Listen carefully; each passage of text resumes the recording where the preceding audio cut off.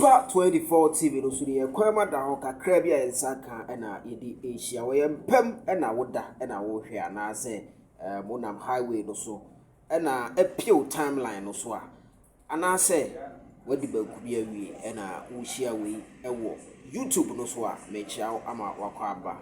aba dwumedia ya to de Super 24 TV sports technique na enne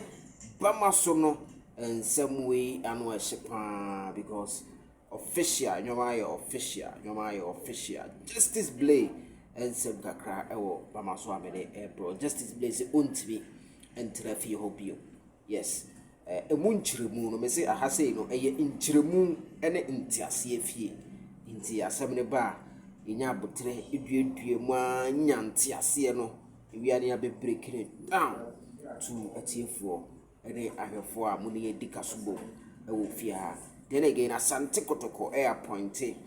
opania yefre no Obeng Hamza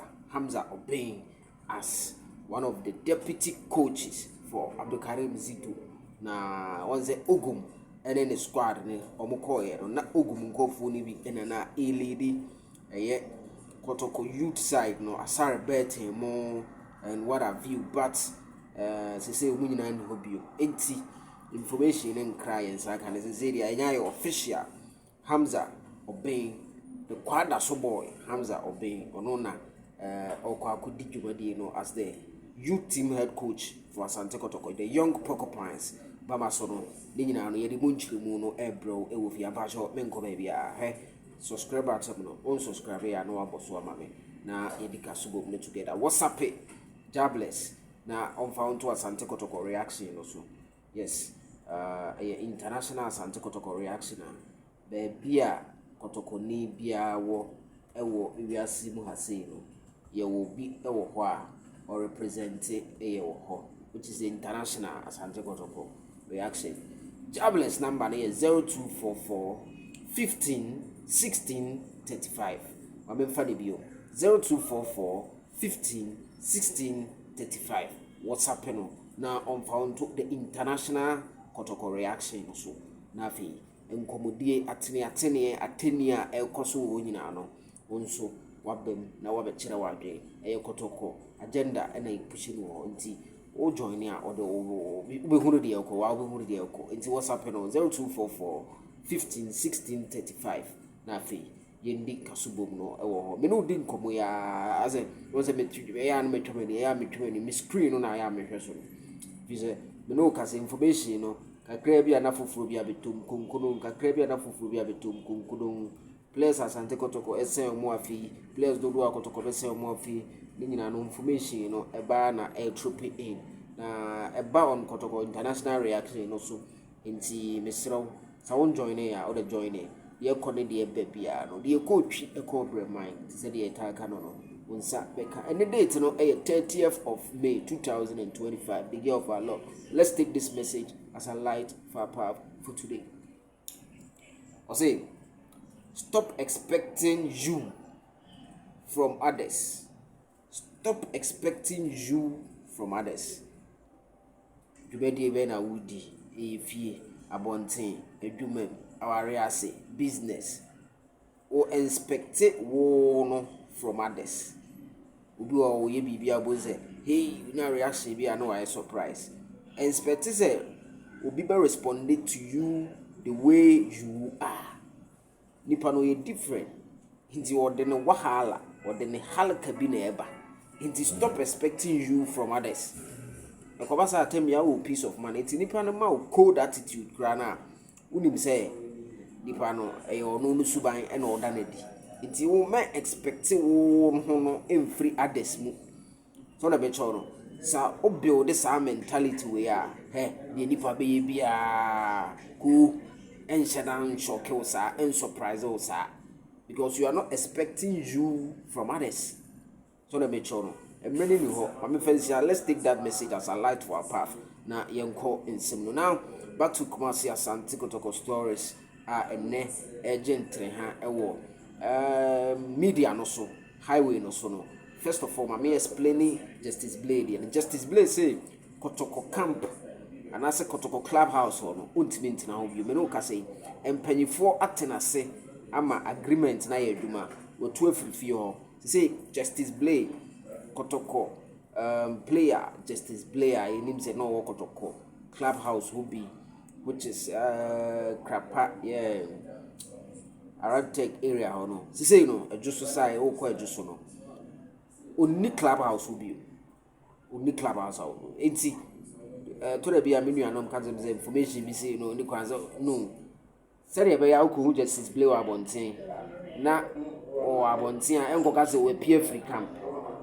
nyoma bi a ekoso ho no e na ono ano ode ato mpanyifo no e na mpanyifo ate na se etutu be nyoma kro na serious mpanyifo ate na se ntisize no ono ofrifie e na eba training e join Kotoko bibia sa na aye on tifie ho bio mpanyifo ate na se Justice Blay has left Kumasi Asante Kotoko Club House one. Sa Club House one sense no a subject for another day. A busy place no nyam kromo nyesses for ni akampi omo. Justice Blay no or a family man or ma or ne yere nsem no the person be ba why ni bibiri but I am the same penifo no ate ase amana free ho because onya akoda asa enti we no mijama management in future so we never to aso and ascend to aso sa anytime young people you be gather omo into a fie bia no unim say influence na no assistant young goalkeeper ba ko ba if you yet nyamna sama na oye no ho enti tambia nipakuo be hia o ba bi fa ko no nioma koso nti enyama ngwa say Justice Blay nyoma ekoso ne sense bebre we decide say if you no ultimate ento aso entina obio. So this is the latest Super 24 TV yensa eka yede ehia mo ewo efia ha. Yes nti no open chichemu bia deeper Johnny Asante Kotoko reaction also ngomodie no ekoso ho afi yenhwe Hamza Obey, not or your Vision FC coach. And as I say, appointing as one of the deputies, second deputy to Karim Zito, Abdul Karim Zito. Now, say you know, Kotoko youth side no, or no, and na ability the youth side, and no youth side no, SM Niaka, Naminia Nanaya, Misty, and the Koriziba say, incredible performance above form, and incredible performance above form. No, it is due to the fact say on the youth side or no. I say, coach, I be appointing no Asante Kotoko main no. Coach in the backroom staff and call for be near more and the youth side no. No, we miss Kotoko penny for. Sakotoko penny for you perceive yani youth side no very well. The structure ye dear you an youth side no say autonomous. But you can say autonomous are a deno enti. Sakotoko coach or was Siano, ye pamana, and ya fin ye pam youth side coaches no. Said ye see Ogum Tam, and can youth side team no. Omo coaches no, a autonomous or de omo and cabra coach prosper Ogum free hono. Castel na omono, they should be maintained to do and continue their work. But unfortunately, structure na say. Coach or your main coach of Asante Kotoko, the backroom staff no appear be a youth side was say monko heso. A kobasa na and what timono because coach no you bit massa can be a bit messy. The BBC I won't say I can't the youth side team no na fidi no so. Nkwana elusu omu coacha nka omone o mashas ya. Me pacho dey make me sure say nyansa ewu. Then Jabless Rezi another factor say youth side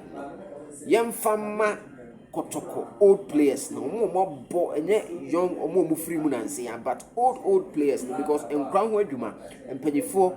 enenim ni yi nti ye de bema Kotoko old players now